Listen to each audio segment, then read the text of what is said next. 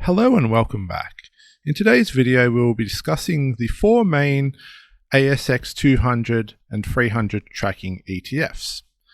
STW by State Street Global Advisors, IOZ from Blackrock, A200 by Betashares, and VAS courtesy of Vanguard.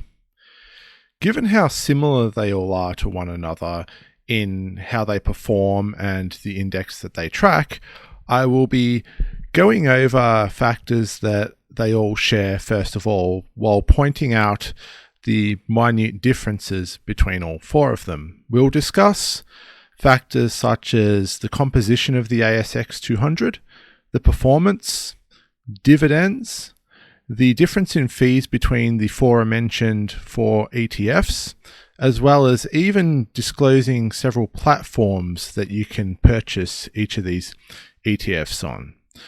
Despite the rise in certain thematic investments in the past couple of years, simple index tracking ETFs remain by far the most popular. So in this video, we'll do a general overview of what it means to invest in the ASX 200, as well as detailing these ETFs. If you are already aware of the general sort of nuances of investing in the ASX 200, I have included timestamps for your convenience so you can skip to sectors that are relevant to you in the video. But with that said, let's get straight into it and we'll talk about the ASX and its composition to start things off. The ASX 200 tracks the largest 200 companies on the Australian Stock Exchange. These are given priority based on market capitalisation. The larger the company, the greater the percentage of the index it will occupy. If a company grows or shrinks in size, its presence in the ETFs and the index will in a similar manner increase or diminish. We can see this over time with a screenshot I'll put up now showing the composition of the ASX 200 top 10 as of the year 2000 compared to the present day. And as you can see, quite a lot has changed. Back in the year 2000, Telstra was the top constituent of the ASX 200. It is simply not the case anymore. So no matter what happens, you will always be investing in the higher performing companies. And as companies decrease in significance or fall off the list entirely, you'll be less and less invested in them. Currently, the top 10 holdings account for something like 45% of the total weighting of the index. Among these top 10, there is a very high bias towards banks and mining companies. So you'll see things like Commonwealth Bank, National Australia Bank, ANZ, with mining conglomerates like BHP and a few other conglomerates like Wesfarmers thrown in for good measure. But this is obviously something that is, of note for investors. You basically buying into the ASX 200, you're very heavily weighting yourself towards financial and materials, and those are subject to various forces around the world. For instance, if there's a downturn in material prices or iron ore prices, the value of mining companies may subsequently decrease. So it's something to definitely keep in mind, and it definitely weighs into the manner in which these companies attain their return. Looking at this list, you'll probably notice that many of these companies are very old and established companies. This may lead to the question of how well these ETFs perform. Over the past decade, the ASX 200 has performed quite well, returning on average 8.2%. The ASX 300 performing in a similar way with a slightly lower return, and this is due to the smaller cap stocks in the index being a slight drag on performance and underperforming the top 200. The ASX 300 is very, very similar to the ASX 200. Its weighting in the top is slightly decreased and obviously put into the bottom 100 constituents, but overall it's very similar. You may argue that it's slightly more diversified, but given how dominant the top 10 companies are in the ASX 200 already, it's not really that much of a change. The return comes with a lot less volatility than many other stock indices around the world, and this is due to the manner in which it attains those returns. As mentioned earlier, many of the companies within the ASX 200 are mature companies. This means that they're going to have far less capital growth than, say, US tech companies. Instead, Australian companies often pay a very high dividend to shareholders. The average dividend is around 4% per year. This is much higher than the world average and constitutes around 50% of the ASX 200 and by extension ASX 300 returns.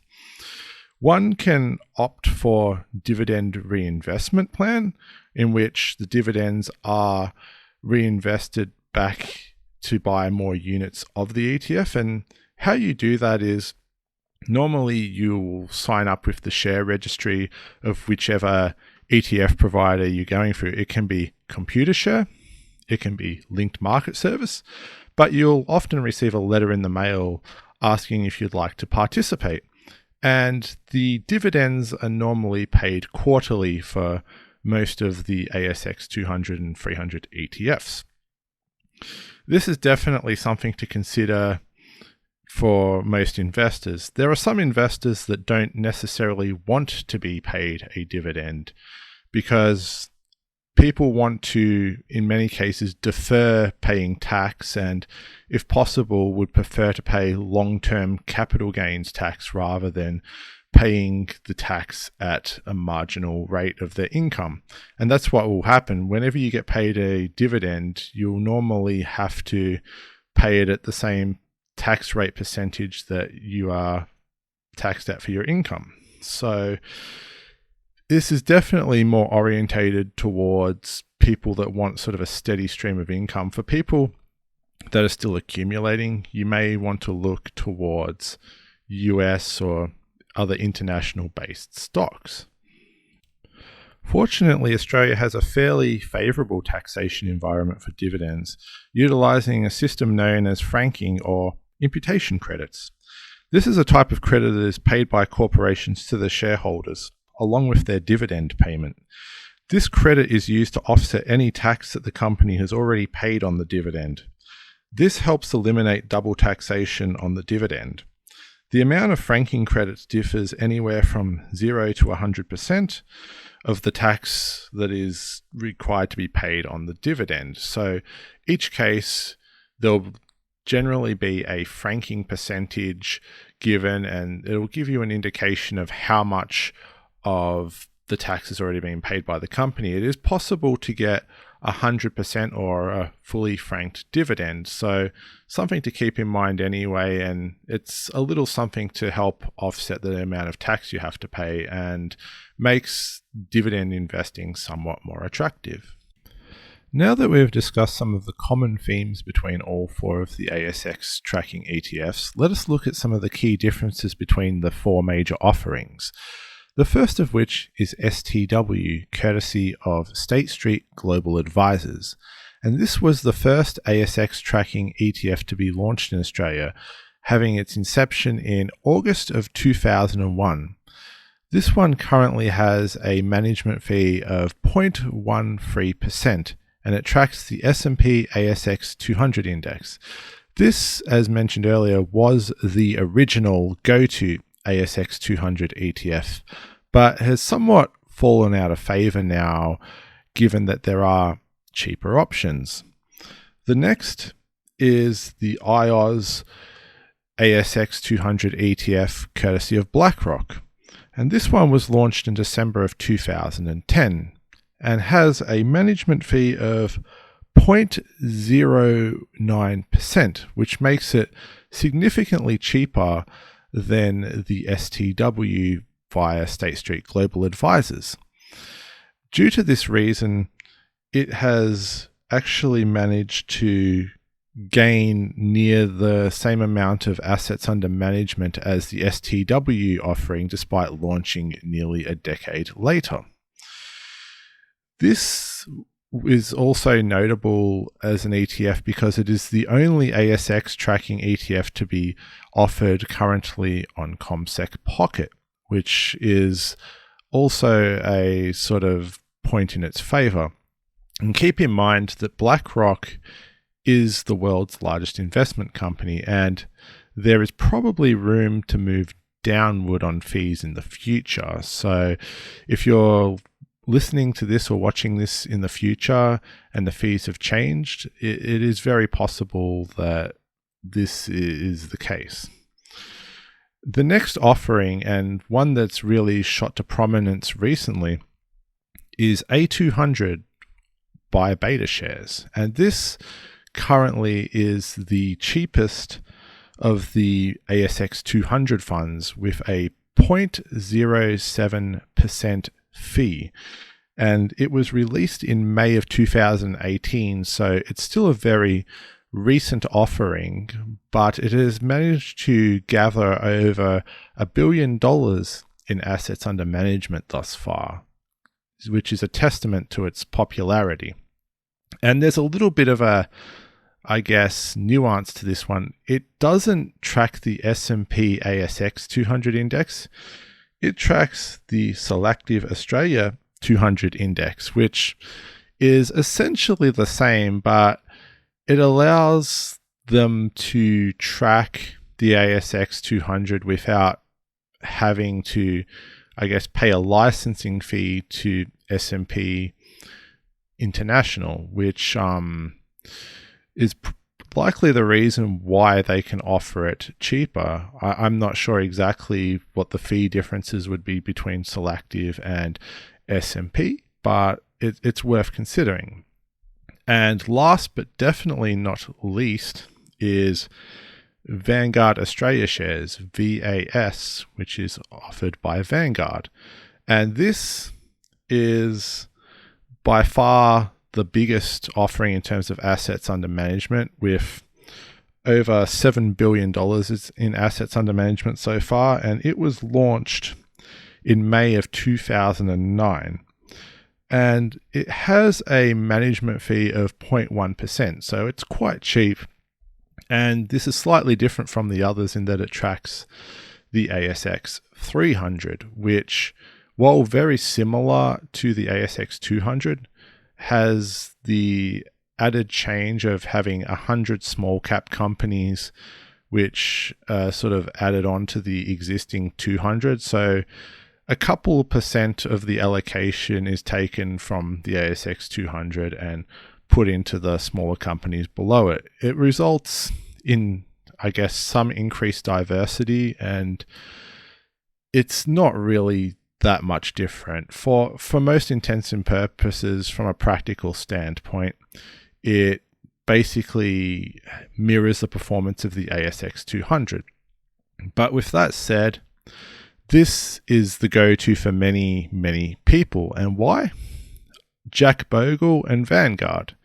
Vanguard is a juggernaut in the investing world, and it is essentially the reason why the index fund exists and index ETFs exist as they do. They actually launched the world's first publicly traded index fund known as the Vanguard First Index Investment Trust in 1976.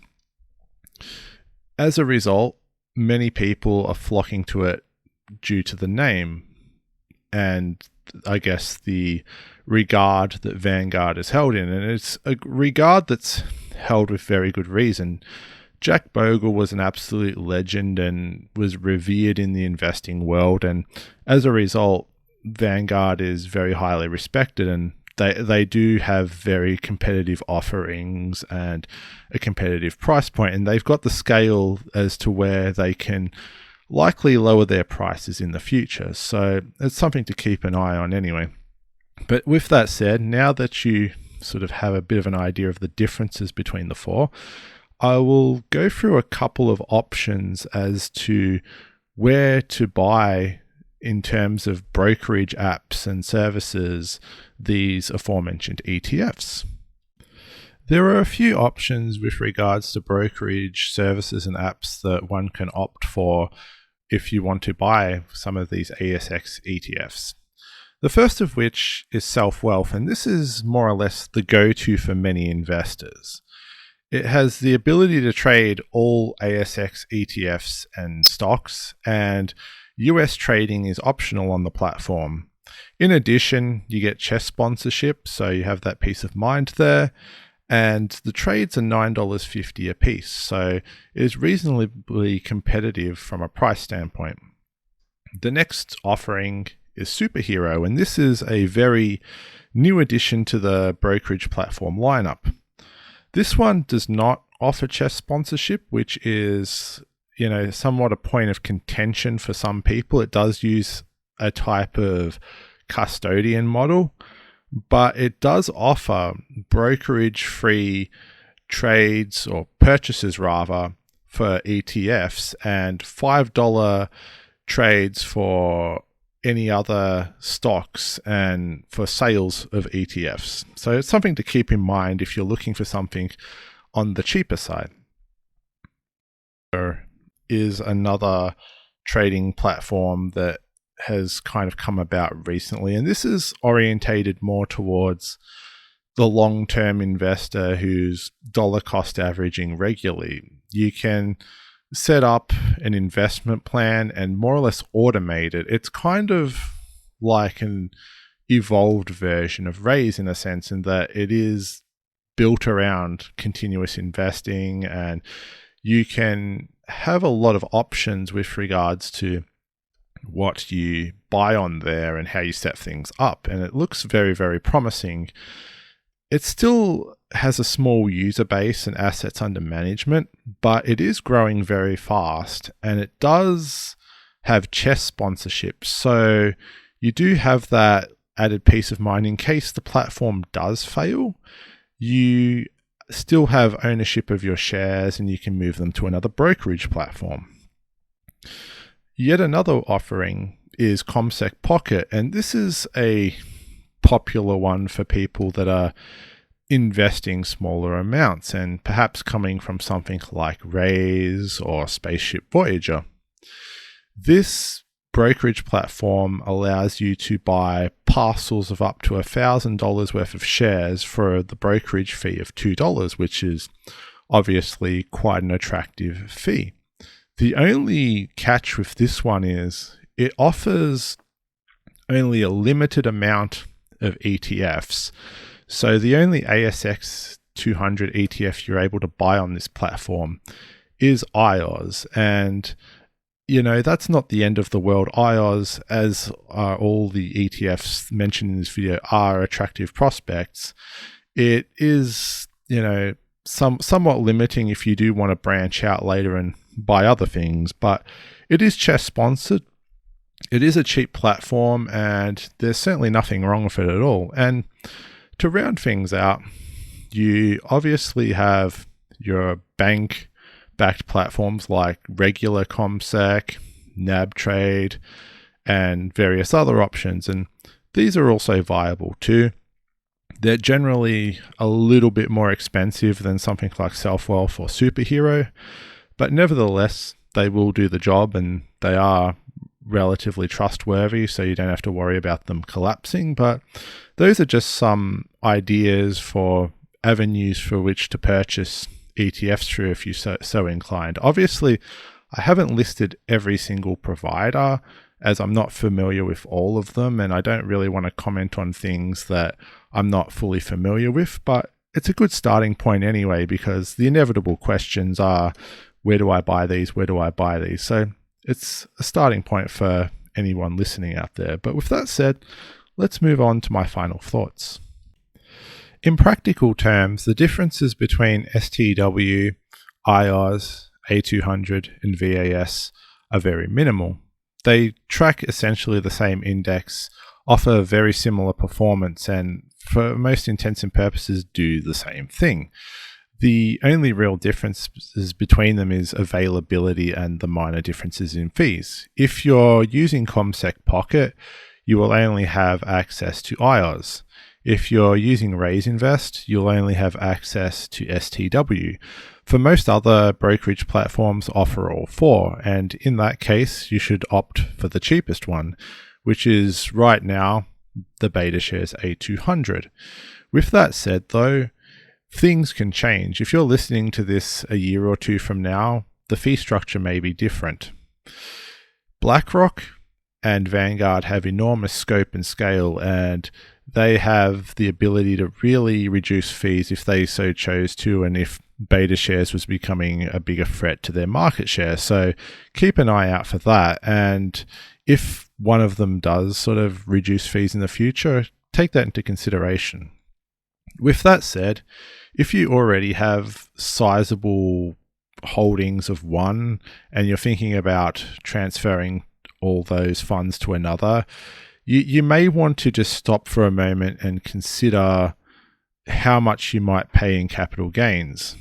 Even switching from, say, STW to A200, which would be the most expensive, to the cheapest right now, would be on a $100,000 investment.